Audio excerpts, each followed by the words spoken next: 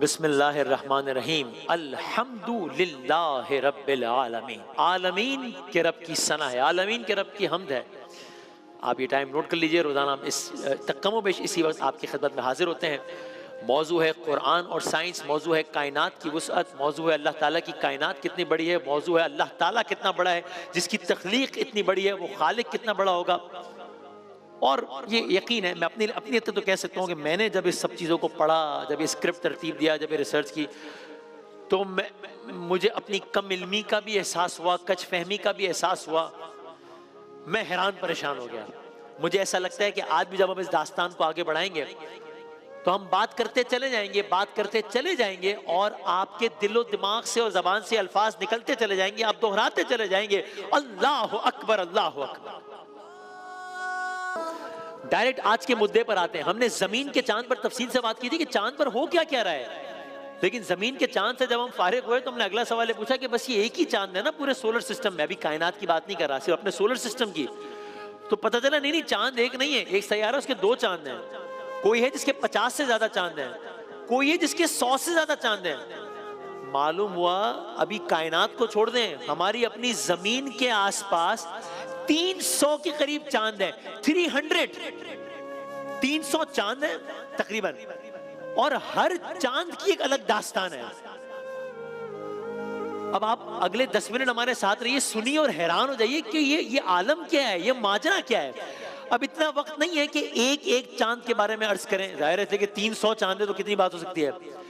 लेकिन हमने यूं किया है कि जरा निजाम शमसी के जो कुछ सबसे ज्यादा दिलचस्प चांद हैं, हम आपके लिए उसकी इंफॉर्मेशन बहुत शॉर्ट करके आपकी खिदमत में लाएं, ताकि अभी उलमा कराम भी फरमा रहे थे कि एक मुसलमान को दुनियावी हवाले से भी उसको मालूमात होनी चाहिए, और ये मालूमात तो दुनियावी भी है, दीनी भी है। ये मैं बताती है अल्लाह ताला पर हमारा ईमान पुख्ता करती है। तो जो सबसे इंटरेस्टिंग चांद हमें लगे हमने शॉर्ट डाउन किए हैं। मैं अर्ज करता हूं ताकि मालूमात में मैं अपनी बात करूं, मेरी मालूमात में इजाफा हो, ईमान में इजाफा हो। बस जल्दी जल्दी चलते हैं। पहले आप इसका सुन लीजिए अगले 50 सेकंड के लिए। ये मार्स है ना, मार्स का एक चांद है। वैसे तो चांद उसके ज्यादा है, एक से ज्यादा चांद है, लेकिन मार्स का एक चांद है, फोबस कहते हैं। ये इतना अजीब व गरीब चांद है कि जमीन पे हमारे एक चांद है ना, वो चांद निकलता है और चांद चला जाता है। ये जो चांद है जो मार्स पर है, ये ऐसा है कि अगर आप फर्ज करें कि मरीख पर रहते हैं अगर आप, तो आपको ये चांद एक दिन में 3 बार तुलू होता हुआ और 3 बार गुरूब होता हुआ नजर आएगा। अजीब, एक ही चांद है, दूसरे चांद की बात नहीं कर रहे इसके। एक ही चांद है, दिन में 3 मरतबा तुलू हो रहा है, 3 मरतबा गुरूब हो रहा है।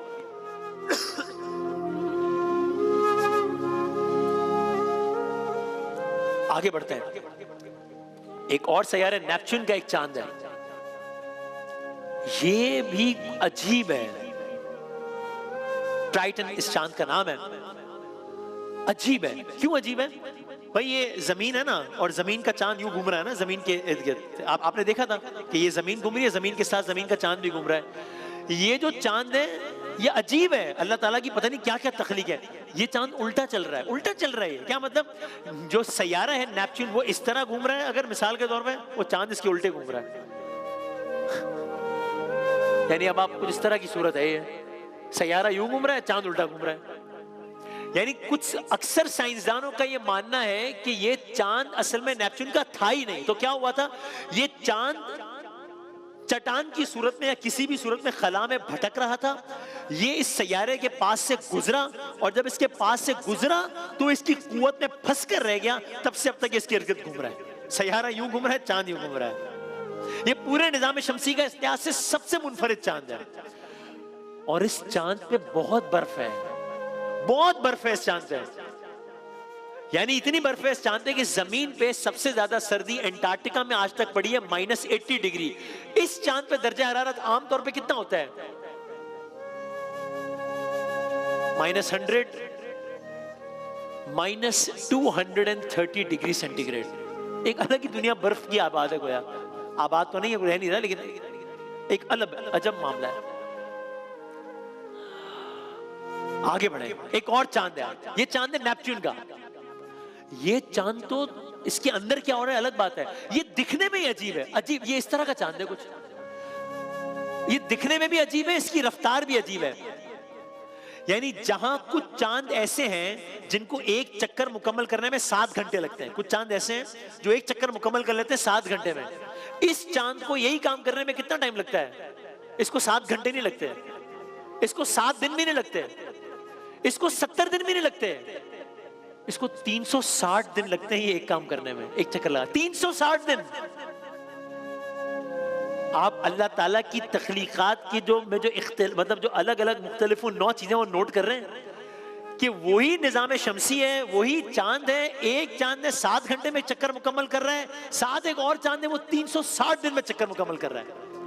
इस चांद की एक और बड़ी अजीब बात है, ये कभी अपने सैयारे से बहुत करीब हो जाता है, कभी बहुत दूर चला जाता है, फिर बहुत करीब हो जाता है, फिर बहुत दूर चला जाता है।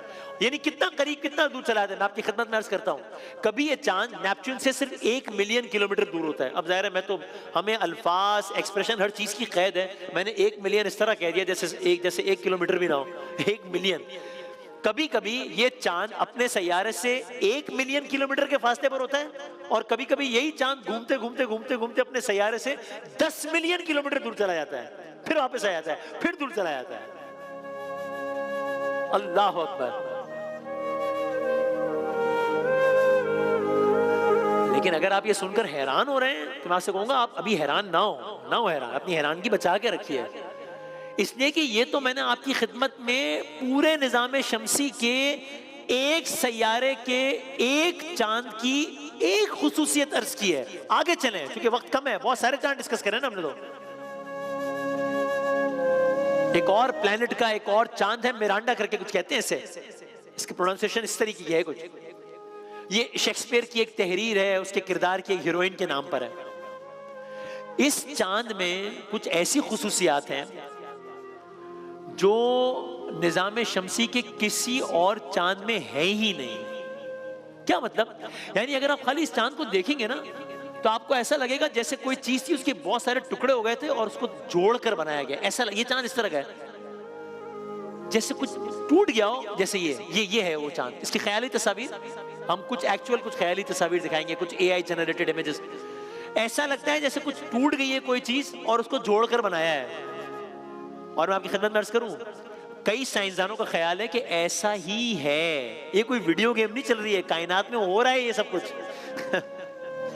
कई साइंसदानों का बाकायदा ये मानना है कि ऐसा लगता है कि किसी जमाने में पता नहीं कितने 100 कितने हजार कितने अरब साल पहले एक बहुत बड़ा तसादुम हुआ था, बहुत बड़ा टकराव हुआ था। उस टकराव की वजह से ये चांद टूट गया था, फिर ग्रेविटी की वजह से दोबारा जुड़ गया और अब सर घूम रहा है।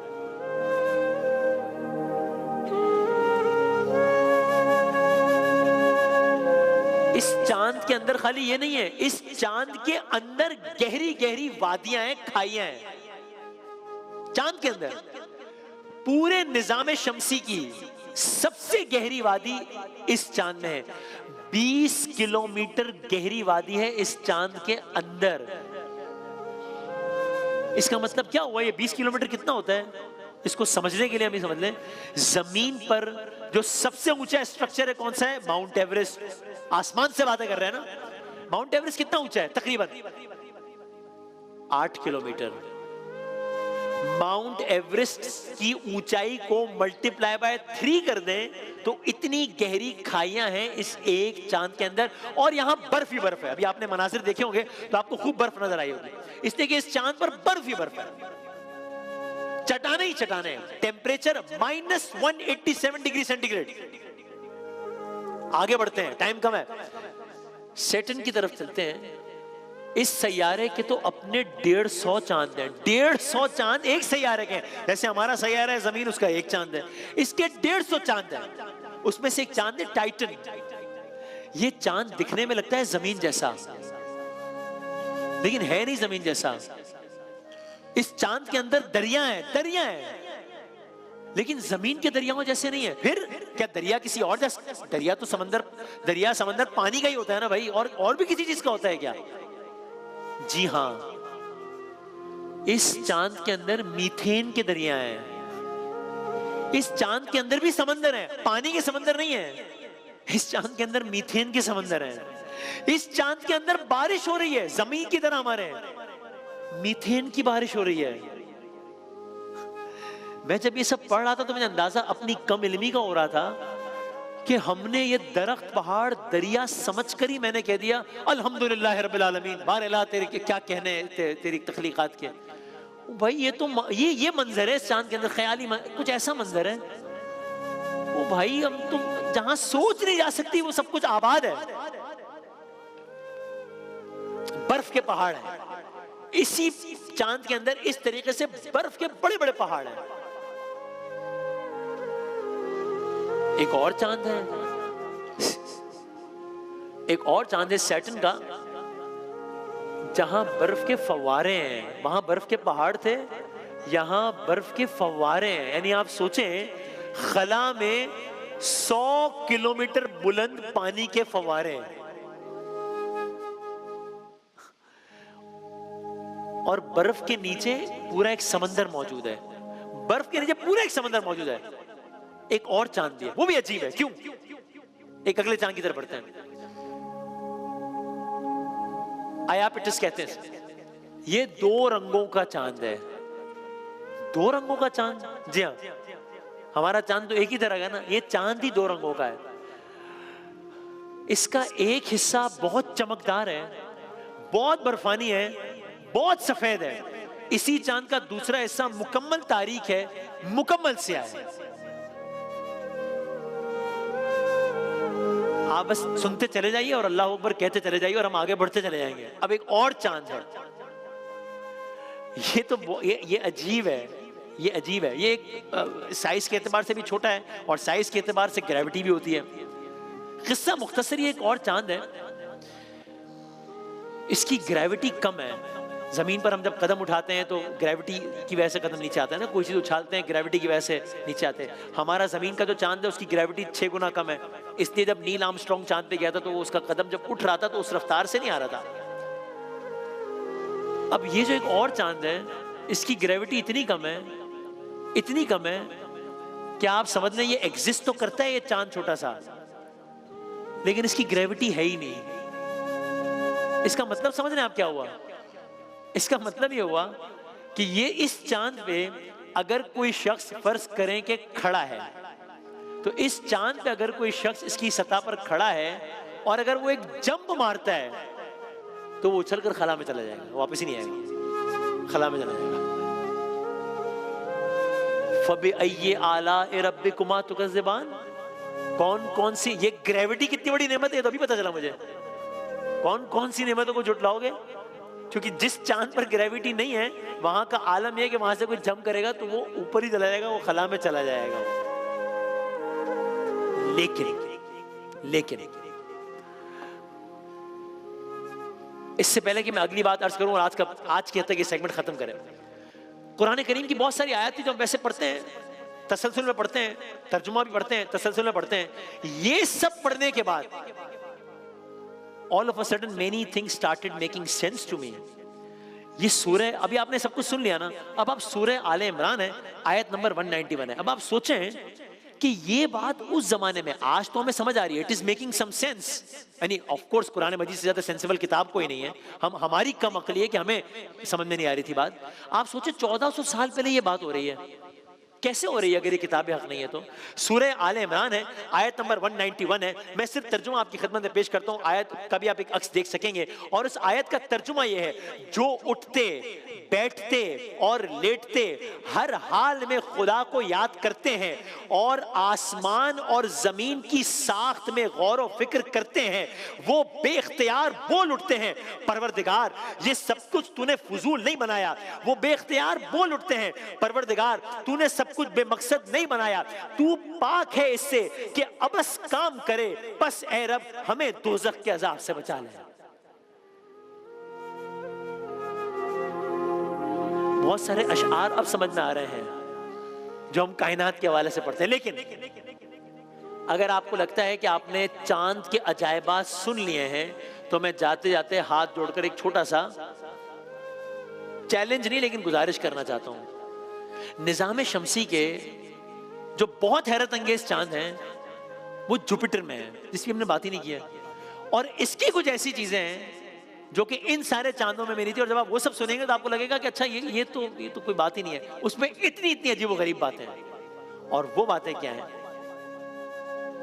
कलर्स करेंगे इंशाअल्लाह।